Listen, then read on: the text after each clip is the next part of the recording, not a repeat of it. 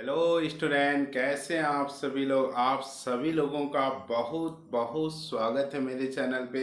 मैं अमरीश कुमार सिंह एक नई वीडियो लेकर के हाजिर हूँ आपके सामने। और इस वीडियो में हम लोग बात करेंगे 11th के फिजिक्स की most important questions of 11th physics के सीरीज के क्रम में। आज जो चैप्टर हम लेकर के आए हैं स्टूडेंट, वो चैप्टर है थर्मोडायनेमिक्स। तो चलिए इस वीडियो में हम लोग most important questions of chapter thermodynamics की बात करते हैं। Most important questions of 11th physics chapter thermodynamics. Student, ये 5 मोस्ट इम्पॉर्टेंट क्वेश्चन इस चैप्टर से हम लेकर के आए हैं। हम आपको सजेस्ट करेंगे कि अगर आप कुछ भी नहीं पढ़े हैं तो इन 5 क्वेश्चंस को आप एक बार जरूर पढ़ के जाएं। अगर आप सब कुछ पढ़े हैं तो इन 5 क्वेश्चन को एक बार जरूर देख लें। क्वेश्चन नंबर फर्स्ट 2 पार्ट में डिवाइड है।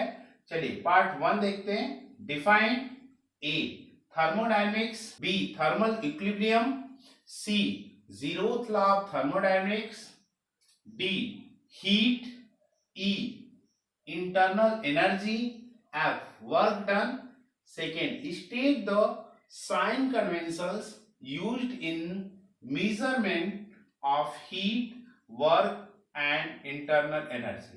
स्टूडेंट, इस क्वेश्चन में बताया गया कि आप थर्मोडायनेमिक्स को डिफाइन करिए, थर्मल इक्विलिब्रियम को डिफाइन करिए, जीरोथ लॉ ऑफ थर्मोडायनेमिक्स को डिफाइन करिए, हीट को डिफाइन करिए, इंटरनल एनर्जी ऑफ गैस को डिफाइन करिए, work done on the gas by the gas को डिफाइन करिए।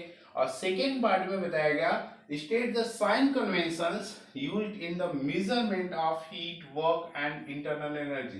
इंटरनल एनर्जी, वर्क और हीट के मेजरमेंट में जो साइन कन्वेंशन यूज की जाती है उसको स्टेट करिए।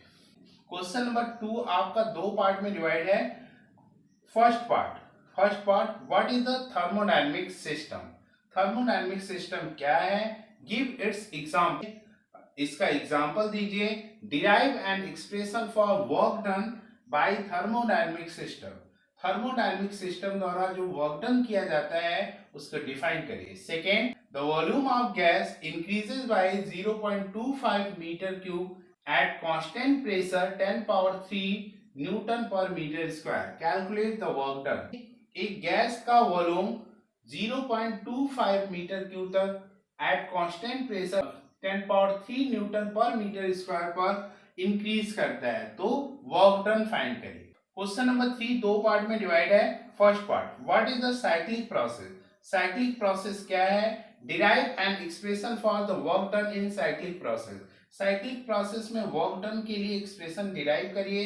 सेकेंड पार्ट है अ thermodynamics system is taken from an original state D to an intermediate state E by the linear process shown in the figure. Its volume is then reduced to the original volume from E to F by an isobaric process. Calculate the total work done by the gas from D to E to F. Student, इस graph में D to E और E to F में work done total पूछ रहा है, तो ये PV graph है, इससे आप वर्क डन फाइंड कर लें। Question number 4 explain first law of thermodynamics, second specific heat of gas and its type, third Mayer's formula, fourth thermodynamic process, work done in isothermal and adiabatic processes, fifth PV की power gamma equal to constant, six reversible and irreversible process, seven second law of thermodynamics.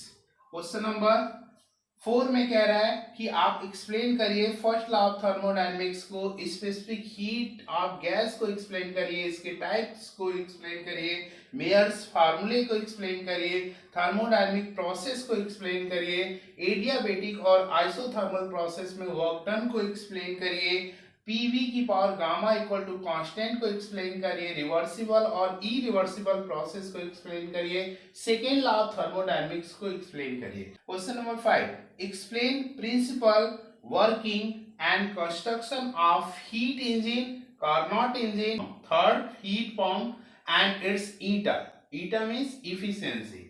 आप explain करिए principle का, working का और construction का, किसका, heat engine का, Carnot engine का, हीट पंप का, और उनका इफिशियंसी भी बताइए। तो डियर स्टूडेंट, कैसी रही ये वीडियो जरूर बताइएगा।